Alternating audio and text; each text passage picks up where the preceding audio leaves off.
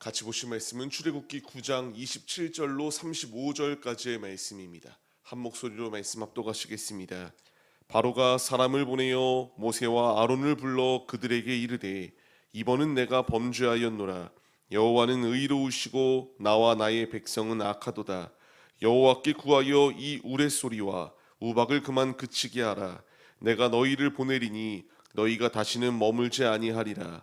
모세가 그에게 이르되 내가 성에서 나가서 곧 내 손을 여호와를 향하여 펴리니 그리하면 우레소리가 그치고 우박이 다시 있지 아니할지라. 세상이 여호와께 속한 줄을 왕이 알리이다.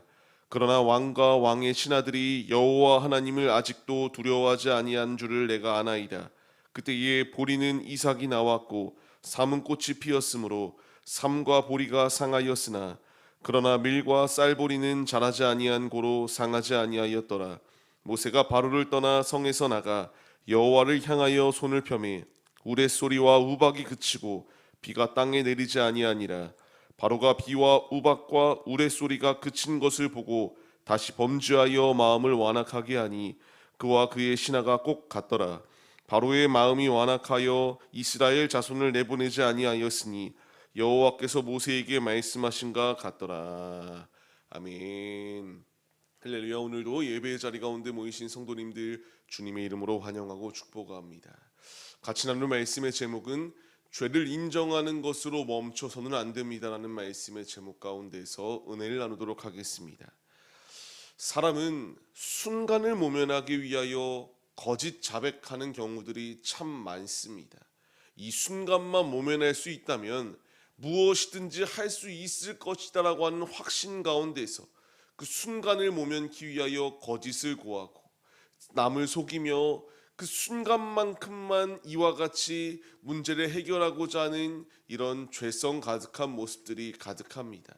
하지만 분명히 잊지 말아야 될 것은 이 문제가 해결되어졌다라고 해서 바뀌는가라는 것을 생각해 봐야 됩니다. 문제가 해결되어졌을 때에 예전으로 돌아가는 이들이 참으로 많아요. 오늘 말씀에 나오는 이 바로왕이 딱 이러한 모습 아니었겠습니까?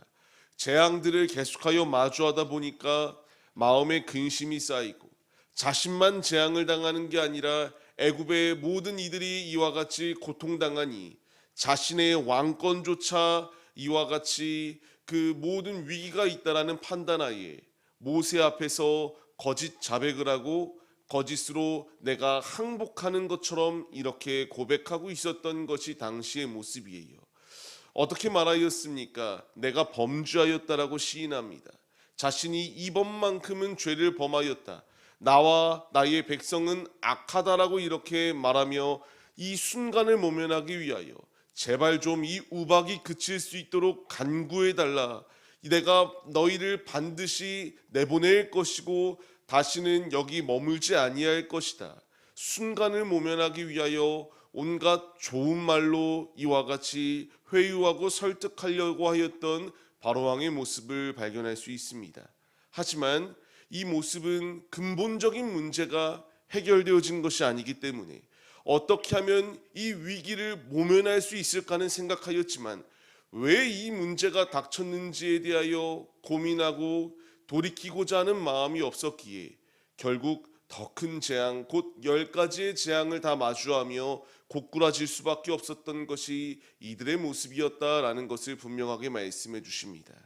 우리에게 필요한 것이 있다면 순간을 모면하기 위함이 필요하기보다는 근본적으로 왜 이 문제가 나에게 찾아왔을까?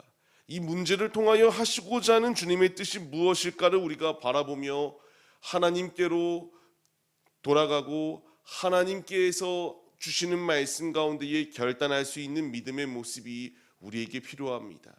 우리의 삶, 이제 신년이 시작되었습니다. 새해 주님께서 우리에게 원하시는 것은 하나님께로 돌이키는 거예요.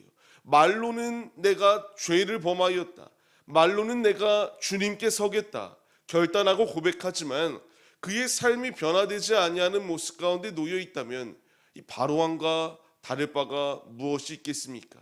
주님이 우리에게 원하시는 것은 말만이 아니라 오직 우리의 삶의 모든 전인격이 온전히 변화되어져서 하나님이 원하시는 뜻대로 주님께 돌이키며 삶을 살아내기를 원하고 계십니다.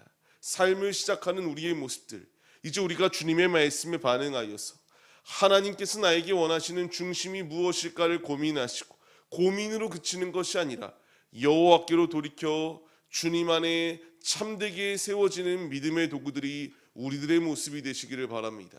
하나님은 분명히 이들이 돌이키고 다시금 이 죄악의 자리가 아니라 이 이스라엘을 내보내고 이제 다시금 하나님의 하나님 되심을 깨닫기를 원하셨지만 이들은 완악한 마음 가운데 그리하지 아니하였습니다.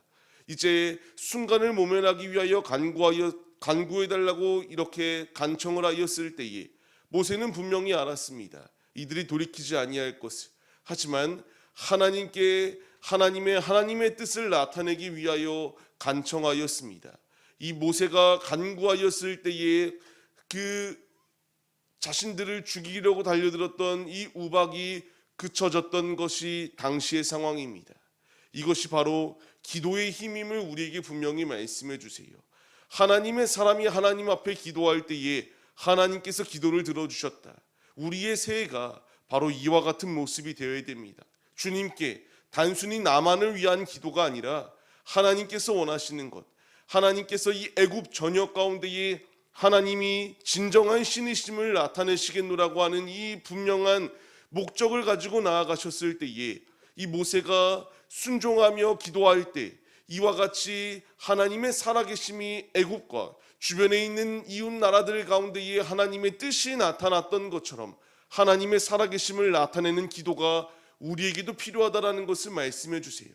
그의 나라와 그의 의를 위하여 간구하는 우리에게 모든 것이 더하여진다라고 말씀하시는 것처럼 이제 우리가 이 새해에 우리에게 필요한 결단과 고백은 단순히 나만을 위한 것이 아니라 우리의 이웃과 우리의 동역자들 그리고 우리 교회, 우리 나라 이 모든 열방을 위하여 간구하며 나아갈 때에 하나님께서 이와 같이 큰 응답을 더하여 주셔서 모세를 통하여 주님의 일을 이루시듯 우리를 통하여 주님의 일을 이루어 나가신다라는 것을 우리가 기억해야 함을 말씀해 주세요.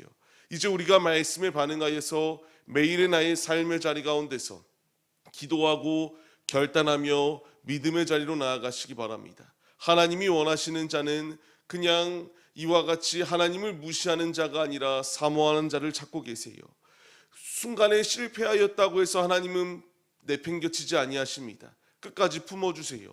베드로가 주를 3번 부인하였으나 그가 주님께로 돌이켰을 때에 하나님은 그를 귀히 사용하셔서 사도로서의 사명을 감당할 수 있도록 주님께서 인도해 주셨습니다.